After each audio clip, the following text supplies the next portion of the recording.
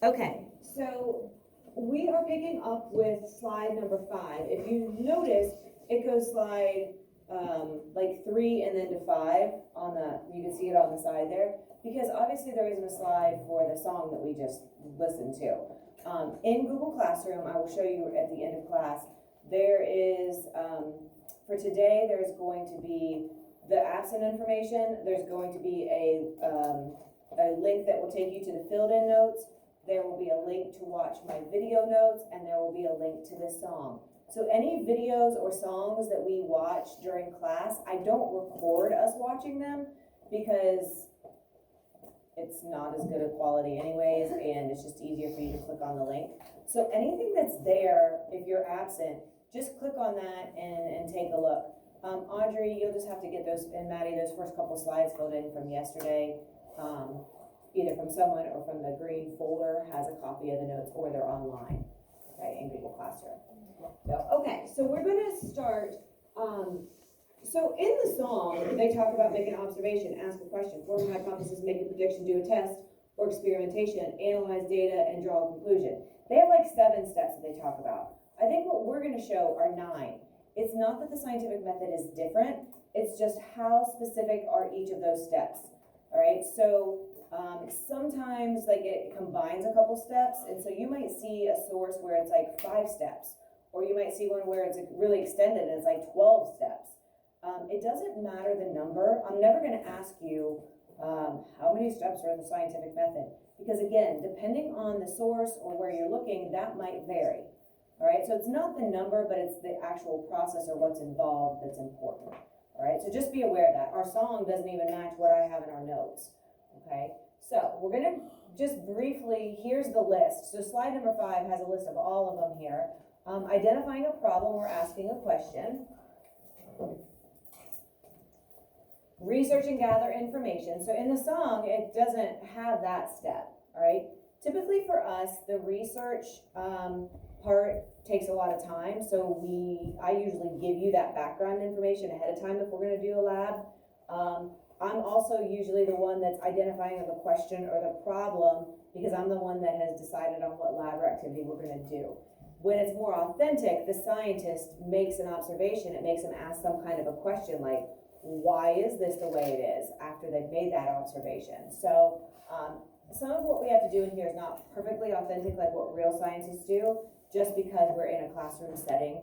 And so, a lot of times I'm kind of giving you the question or the problem. And so just kind of be aware of that. And then obviously this step can take a lot of time sometimes as well. So sometimes, through our notes and things like that, we're getting the material in the research.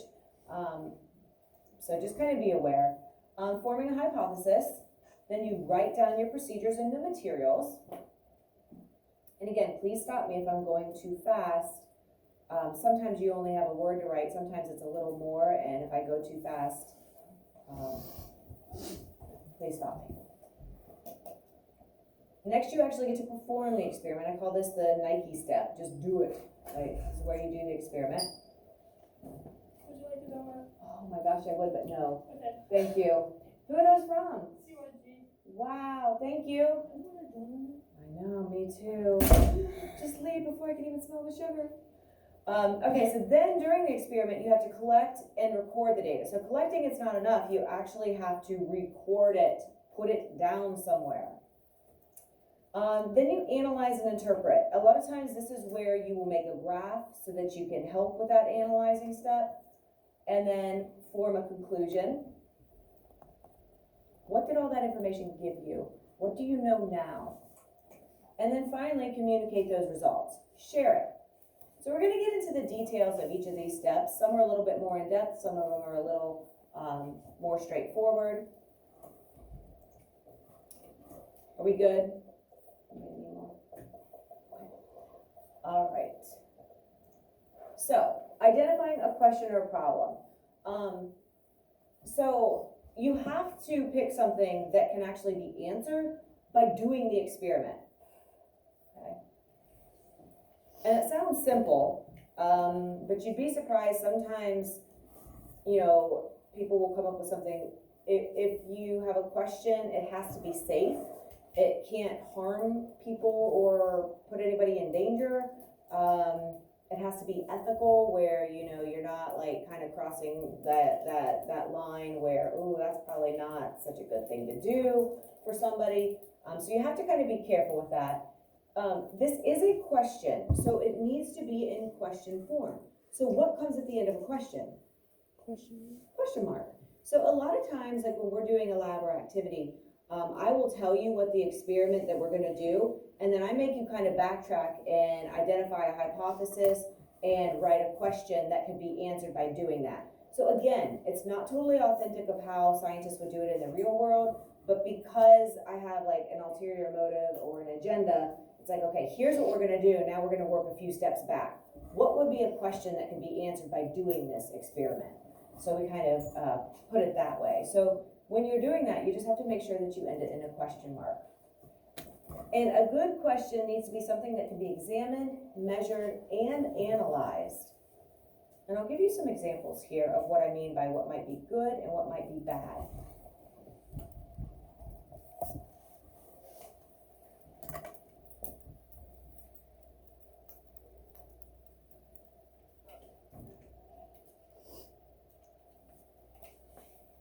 And the next thing, choose a problem that you don't already know the answer to.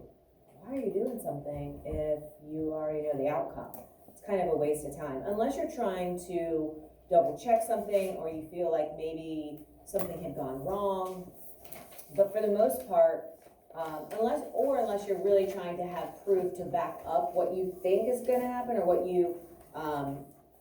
what somebody has told you and you just want to double check it.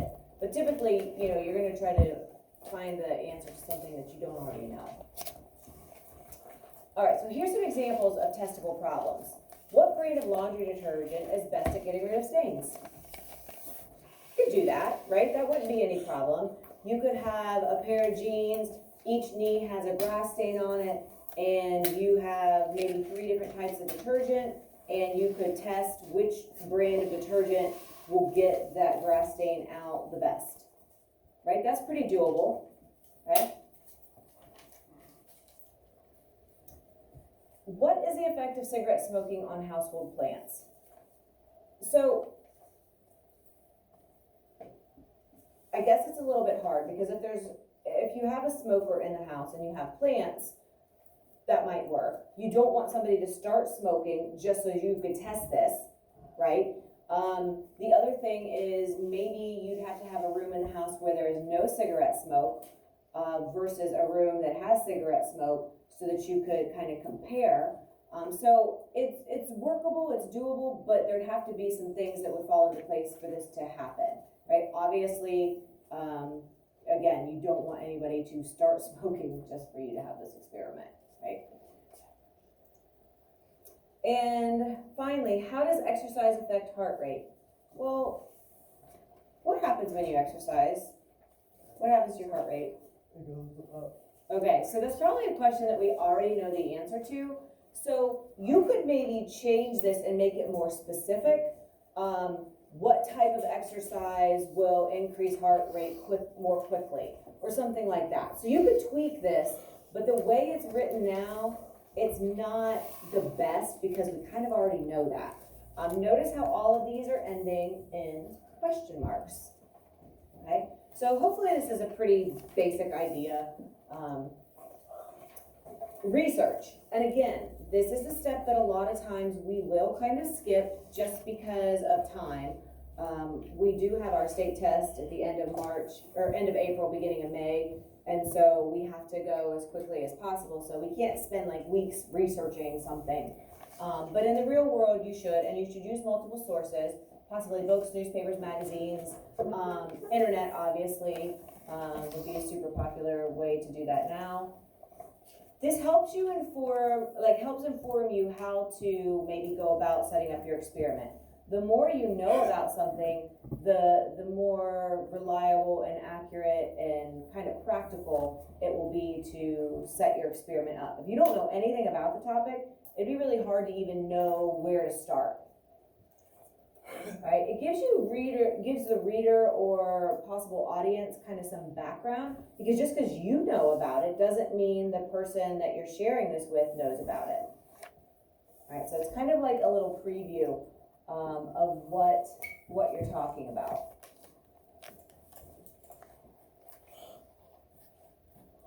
Gives you that background information. Typically, this is in paragraph form. So a question is a sentence that ends in a question mark. Difficult to remember that, I'm sure. Research should be given in a paragraph.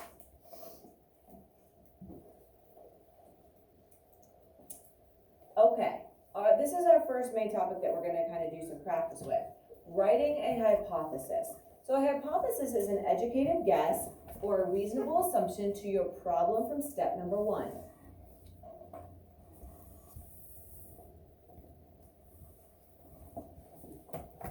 So this is one of your vocab words, obviously.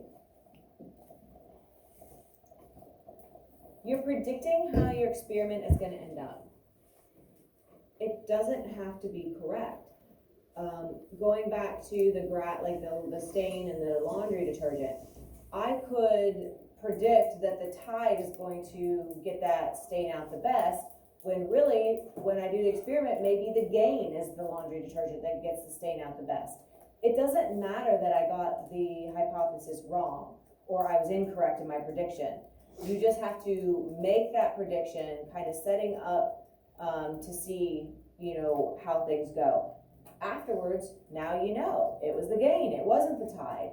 Okay, so it's just a matter of helping kind of give you a framework to help guide and set up your experiment. Notice, the hypothesis is not a question. This is a statement. You are saying the the Tide laundry detergent is going to get that stain out the best. Okay. Now, you say it like you mean it, and you say it with confidence, and you write it that way, but you really don't know. That's why you're doing the experiment. All right, so maybe you're right, maybe you're wrong. So it is a statement.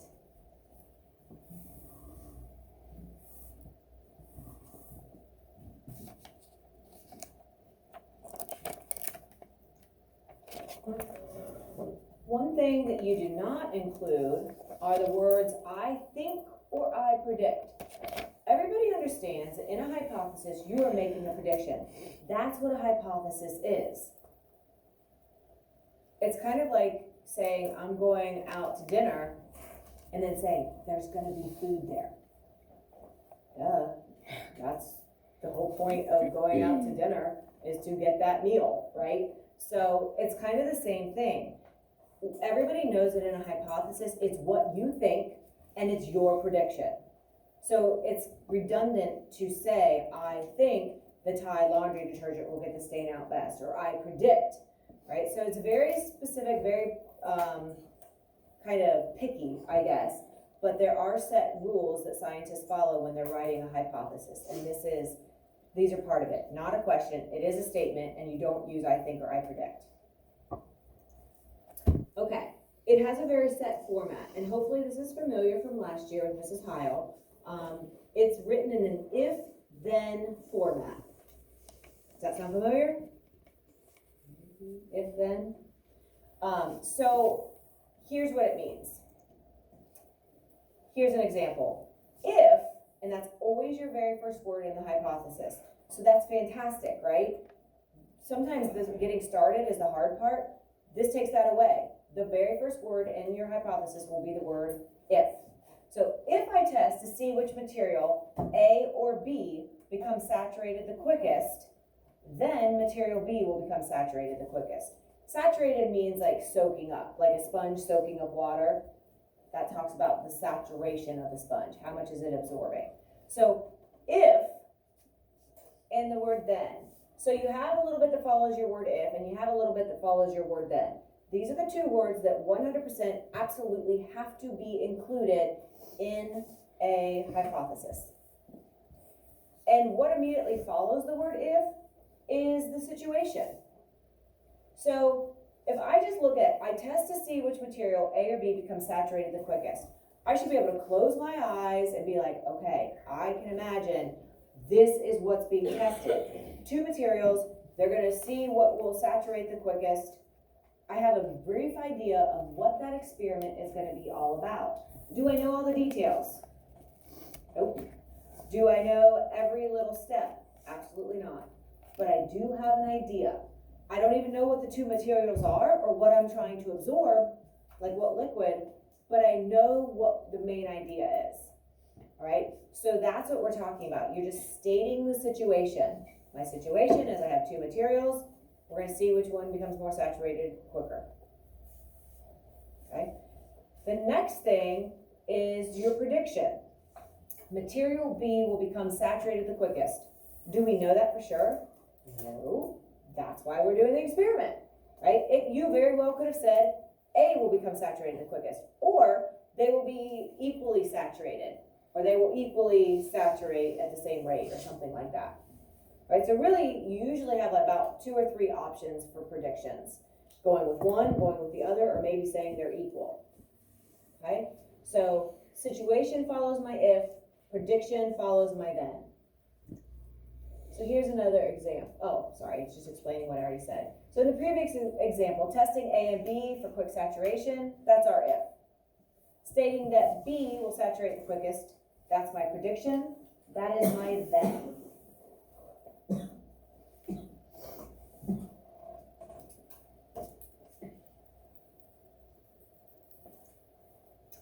All right, so when you write a hypothesis, you're trying to prove your hypothesis is correct, but many times in science, you're just gonna prove that you were wrong. We don't like being wrong, right? Who likes being wrong? Anybody? You do? Yeah, because that means there's an opportunity to learn. Oh, look at you. That's awesome. For sure.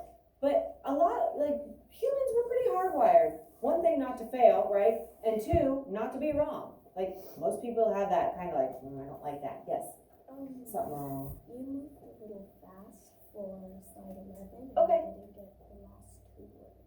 Thank you so much.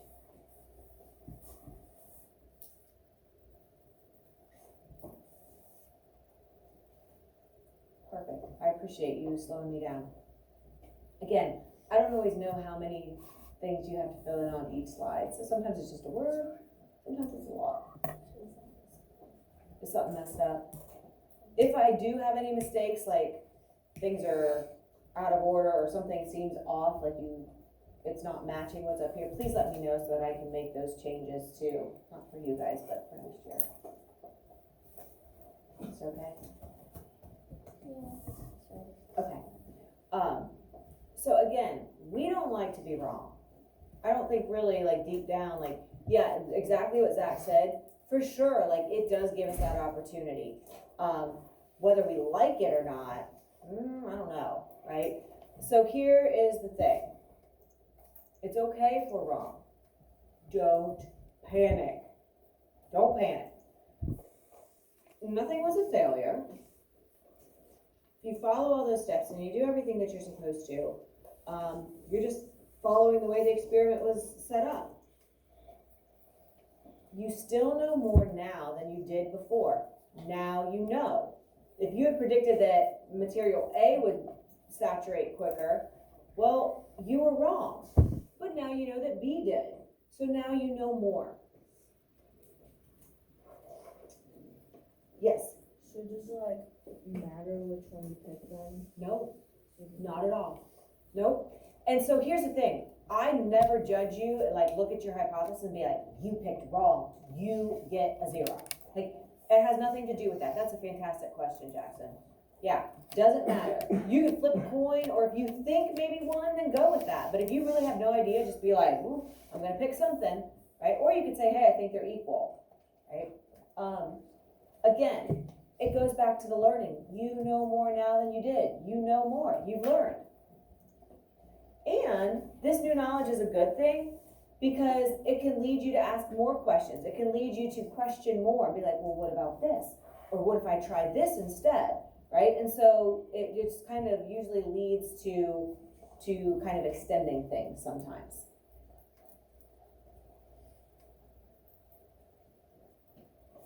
Okay.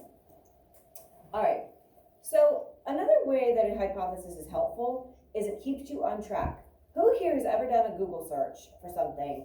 And yeah, about 5-10 minutes later, you've like clicked, and then you're like, what was I looking up again? Does that ever happen? Happens to me all the time. Or even like on YouTube, you're like looking for a certain video or something, and then the next thing you know, oh, like that looks cool. Cats surfing, sweet. And then like you click. Next thing you know, you don't even know what you were looking for in the first place. Happens all the time. Like when I'm at school, especially like if I'm trying to find a video for you guys or a song or something, and then I'm like, wait a minute, what was my topic? Because I get so distracted. There's so many cool things out there, right?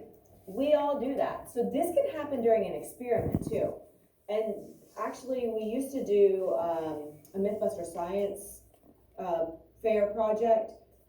Like we've done, or I'd give people the option that they could do that. And I saw this a lot. Like they were testing, which type of pop would react more with a Mentos candy pudding in it. And next thing you know, like that was what they originally wanted to test. But next thing you know, they're like off on some tangent and they are putting different types of candy in the pop. I'm like, wait a minute, like your hypothesis was that you were testing Mentos in different types of pop. Now, as they got doing it, they're like, oh, well, the Mentos did really good in the Coke. What if I put, like a piece of licorice in the Coke? Or what if I put a butterscotch in the Coke? I'm like, whoa. Like you're doing multiple experiments in the same thing. And they're like, well, I was just curious. I'm like, that's great, but that's not your experiment, right? So the hypothesis can help keep you on track. It can keep you very focused because it gives that little description of the situation with your if. And so if you have that situation, I know I'm sticking with materials A and B and I'm testing saturation, right? It keeps you focused, okay? And you keep referring back to it. And so like, that's what I would do. I'd be like, reread your hypothesis. And in their hypothesis, it might say, if I test multiple types of soda by putting Mentos in them, then the root beer will react with the biggest geyser, okay?